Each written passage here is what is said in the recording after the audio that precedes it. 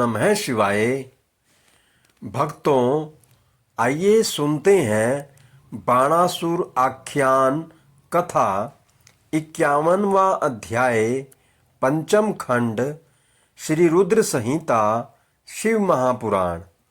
व्यास जी बोले, हे सनत कुमार जी, अब आप मुझे बाणासुर को शिवजी द्वारा अपना गण बनाने की कथा सुनाइए।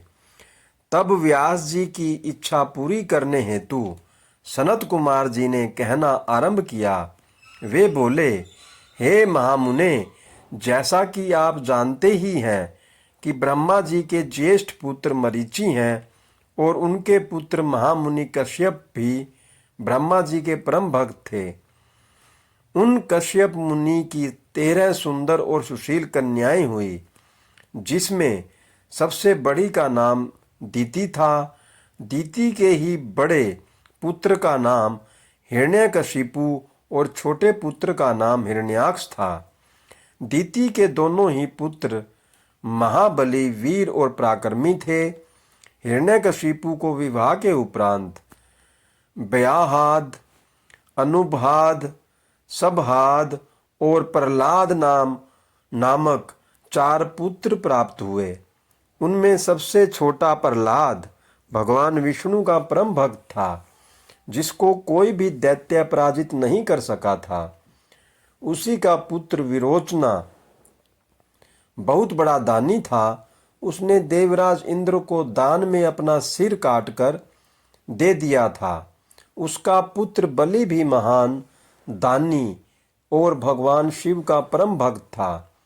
बलि ने वामन रूप धारण कर आए भगवान विष्णु को अपनी सारी भूमि दान में दे दी थी। बलि का पुत्र ओरस भी भगवान शिव का परम भक्त था। वह उदार, बुद्धिमान, सत्यनिष्ठ और दानी था। उस असुर ने अनेकों राज्यों को जीतकर अपने साम्राज्य का विस्तार किया था। यही नहीं, उसने त्रिलोक के अधिपतियों पर भी बलपूर्वक अपना अधिकार स्थापित कर लिया था। उसने अपनी राजधानी शोणितपुर में बनाई थी। वहीं ओरस, जो कि महाराज बलि का पुत्र था, बाणासुर नाम से विख्यात हुआ था। उसके राज्य में सारी प्रजा खुश थी, परंतु देवताओं का वह घोर शत्रु था। एक बार बाणासुर अपनी हजारों भुजाओं से ताली बजाकर और तांडव नृत्य करके भगवान शिव को प्रसन्न करने की कोशिश करने लगा। भगवान शिव उसके नृत्य से प्रसन्न हो गए और उसके सामने प्रकट हो गए। उन्हें साक्षात अपने सामने पाकर बाणासुर प्रसन्नतापूर्वक महादेव को प्रणाम कर बोला, हे देवादिदेव, हे करुणानिधान, भक्तवत्सल शिव, आप मेरे राज्य के रक्षक हो जाइए। आप सदा अपने परिवार एवं गणों सहित मेरे नगर के अध्यक्ष बनकर प्रसन्नतापूर्वक यहाँ निवास करें। तब बाणासुर द्वारा मांगे गए वरदान को देते हुए परम ऐश्वर्य संपन्न भक्तवत्सल भगवान शिव ने अपने परिवार एवं गणों सहित बाणासुर के नगर में आना स्वीकार किया। तत्पश्चात भगवान शिव वहां निवास करने लगे। जब बाणासुर ने यह जाना तो वह तांडव नृत्य द्वारा उन्हें प्रसन्न करने लगा।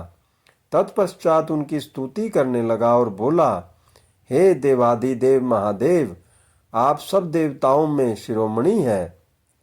आपकी कृपा दृष्टि पाकर ही मैं बलि हुआ हूँ। आपने ही मुझे 1000 भुजाएं प्रदान की हैं। भगवान, आप धन्य हैं। आप सदा ही अपने भक्तों पर कृपा दृष्टि रखते हैं और उनके दुखों को दूर करते हैं। ओम नमः शिवाय। हर हर महादेव, हर हर शंभू।